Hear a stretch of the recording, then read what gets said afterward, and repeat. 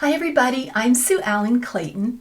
Welcome to my channel where we'll be learning the tarot cards, one card at a time. Today's card is number 18 in the Major Arcana, the Moon. I am using the Rider-Waite Tarot deck and you'll find the link below the video. I've also linked to the many books I've used for my research. In this video we'll discuss what the moon means when it appears in a reading, the symbolism of the moon, the meaning of the moon when it is upright and reversed, including some examples from my life, and at the end I'll provide you with some questions to help you better connect with the moon. So let's get started. In this card we see a large moon. If you didn't know the name of the card and there wasn't a face on it, you would think it was the sun. Instead, it's a mashup over a full moon, half moon, man in the moon, and rays like you'd see around the sun. Beneath the moon are 15 golden yellow dewdrops that are in the shape of the Hebrew letter Yod. Note that we also saw these drops in the Tower card. At the bottom of the card we see water. Emerging from the water is a crayfish. Starting at the water is a path that winds its way from the water over green grass and up into the blue mountains. The path divides the bottom half of the card vertically. We see symmetry with the two canines and also the gray pillars that surround the blue hills. These are the same pillars that we saw in the Death card. The two sides show that we have a choice.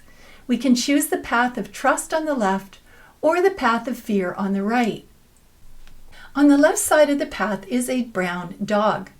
On the right side is a yellow wolf. Both are howling at the moon. The sky is the same blue that we see in the Star card. Even though it is night, the moon illuminates the sky and it feels like day. The moon is lighting the path to higher consciousness. Think about how creepy it can be to be out in the moonlight when things are mostly dark. You can't see well and it can be scary what is hidden in the shadows. We live in the country and have 3 dogs. Some nights they'll be out at the back of our property barking like crazy, and we're left to speculate whether it's a raccoon or an escaped criminal that is hiding in the woods.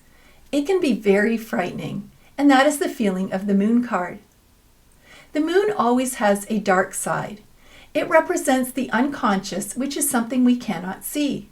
This represents fears, illusion, confusion, mystery, things that are hidden, and deception.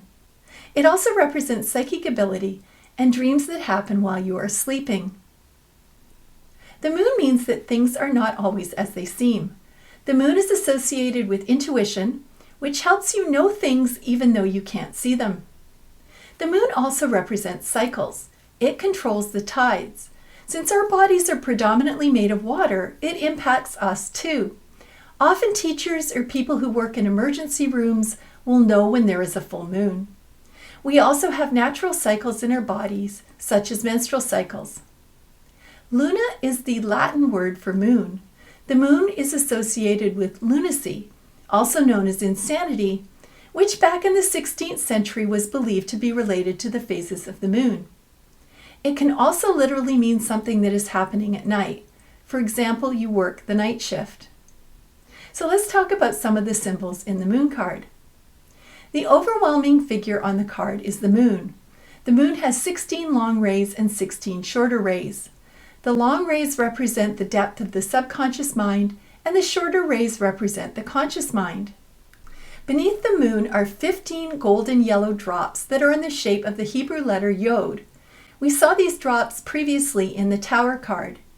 These represent the life force falling and manifesting in the physical world. At the bottom of the card we see water, which represents the unconscious. Emerging from the water is a crayfish. The crayfish represents the primitive parts of our brain.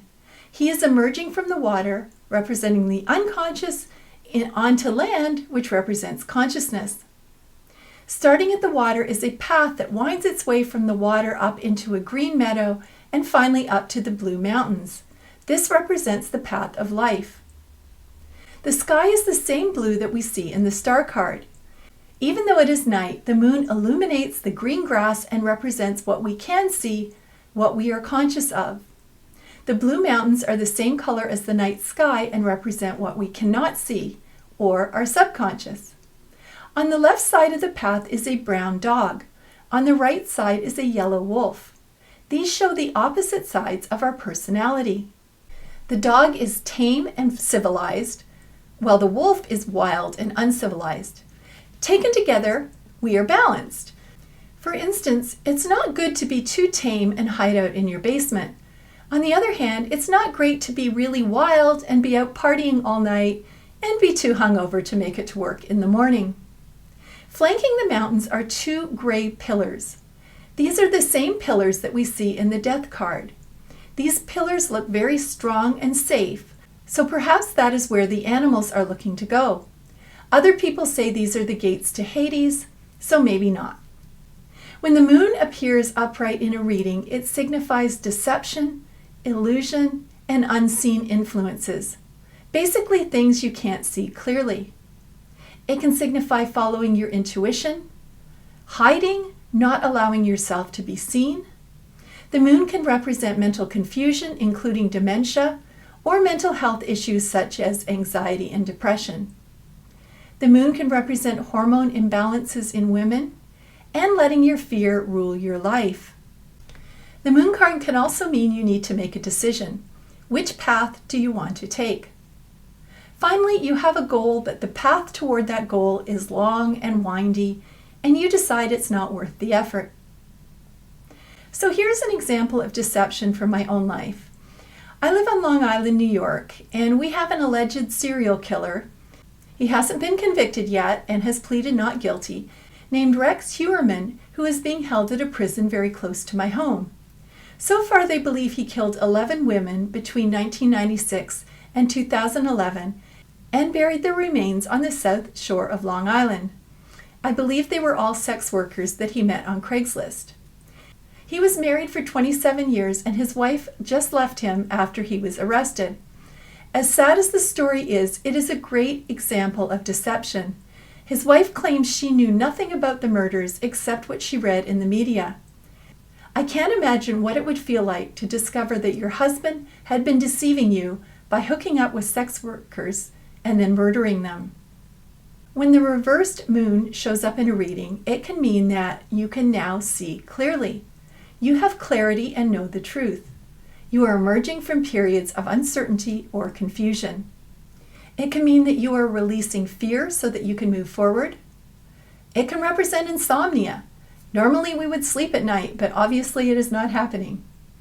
It can represent that you have a positive, optimistic, stable mental state, or that you have problems with your menstrual cycle or hormones.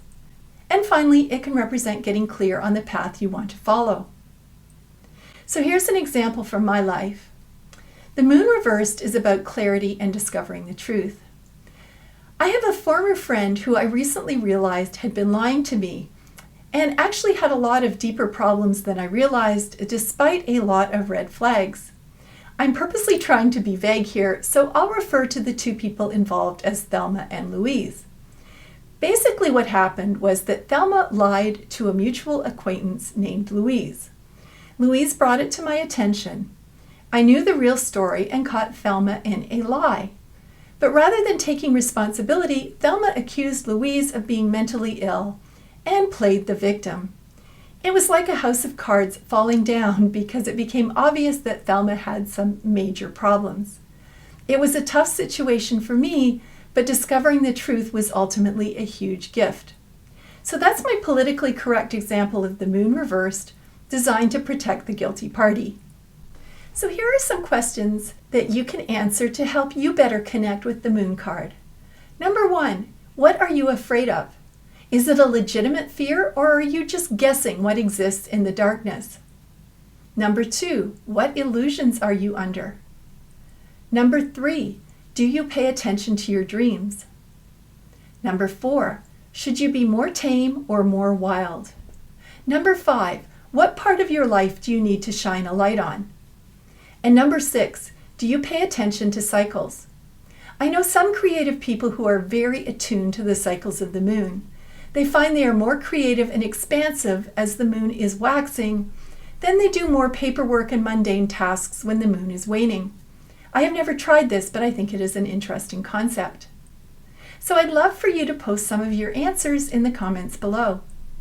And now please join me for the next video, card number 19, the Sun.